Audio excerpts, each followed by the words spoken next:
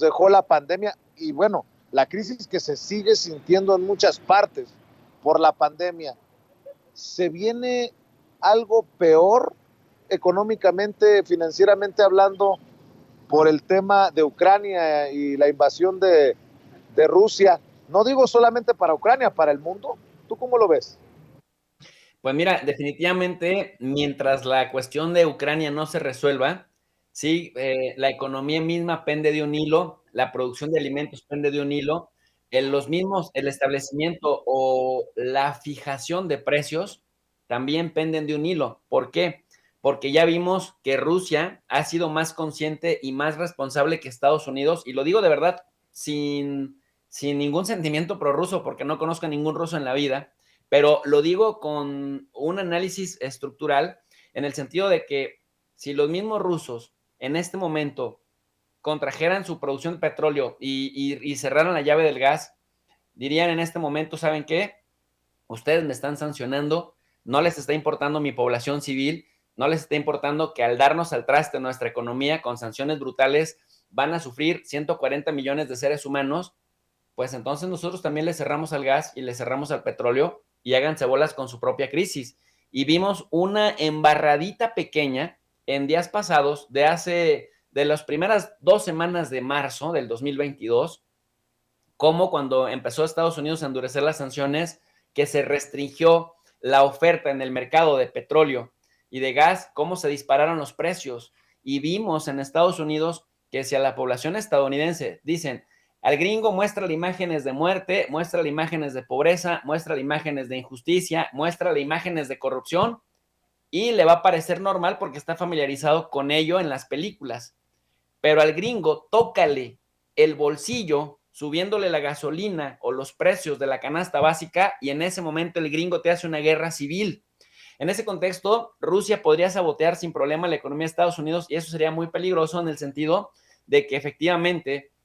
si se recorta la oferta, por ejemplo, de granos, de trigo o de maíz, o por ejemplo, de petróleo o de gas, aunque Estados Unidos directamente no depende más que en un 8% de las ventas de petróleo de Rusia y que salieron muy valientes a decir, ya no le vamos a comprar, lo vamos a sancionar, y que me hace mucho acordarme de este meme en donde un osito en el Polo Norte está cortando el hielo, haciendo un círculo alrededor de él mismo, diciendo, estas son mis sanciones para los demás, les dejo de comprar, cómo se encarecen los costos de los combustibles, de los hidrocarburos, de los derivados del petróleo, cómo eso a su vez encarece el transporte y la logística para mover la producción, cómo eso también encarece la misma producción de las cosas. Entonces, al tener menos producto de aquel producto clave que mueve la economía, que mueve la globalización, por supuesto que los precios se van para arriba, se pierde el poder adquisitivo y si nos mantenemos en una inflación sostenida que no va a permitir que suban los salarios en la misma proporción que el aumento de los costos de la canasta básica y también del transporte, y sumándole a esto la luz eléctrica, el gas para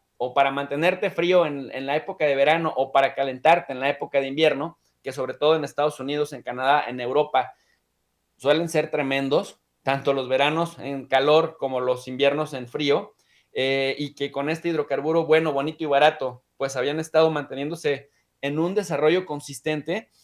pues claro que sacude la economía y eso nos puede llevar a una recesión mundial, y la recesión mundial, ya sabemos el ciclo,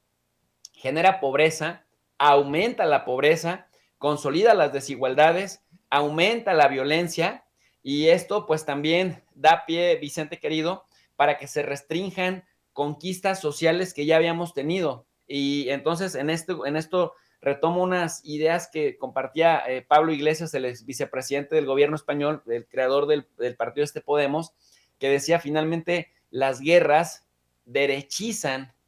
a las sociedades, restringen las libertades y te obligan a sumarte a un discurso único. Dice, pero solo los peces muertos siguen la corriente sin rechistar. Así que mientras tengamos vida y salud, tenemos que estar poniendo las herramientas con las que trabajamos al servicio de la gente para no seguir la corriente sin por lo menos dar la batalla en argumentos, Vicente. Pues qué interesante, profe, siempre escuchar el análisis de estos temas que tú abordas por tu expertise eh, en tu canal y en tu círculo, en tu medio. Y para la audiencia de Sin Censura creo que también es fascinante.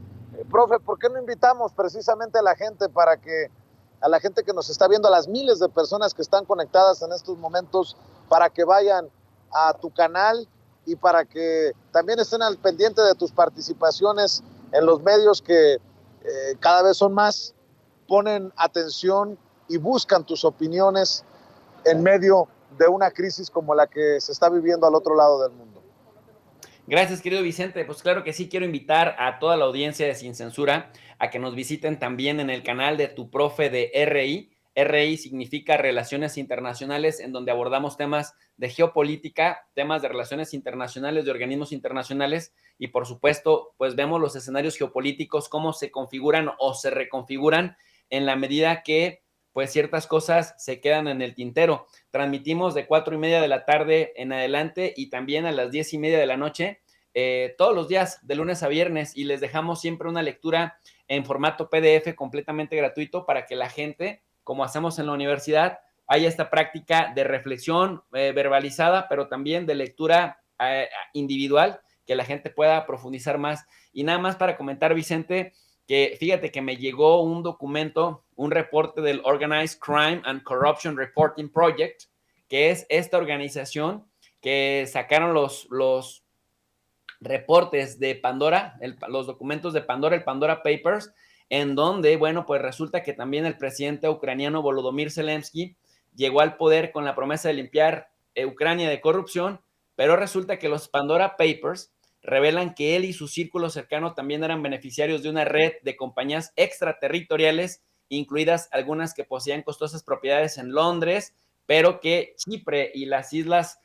Caimán pues se vuelven importantísimas también para este personaje. Y entonces eso nos va permitiendo entender toda esta conexión con los offshore para evitar pagar impuestos y para ocultar la riqueza que se evalúa en varios cientos de millones de dólares. Así que, pues temas de este tipo vamos a seguir trabajando en el canal de Tu Profe de RI para que la gente que quiera profundizar más, pues nos acompañe, Vicente.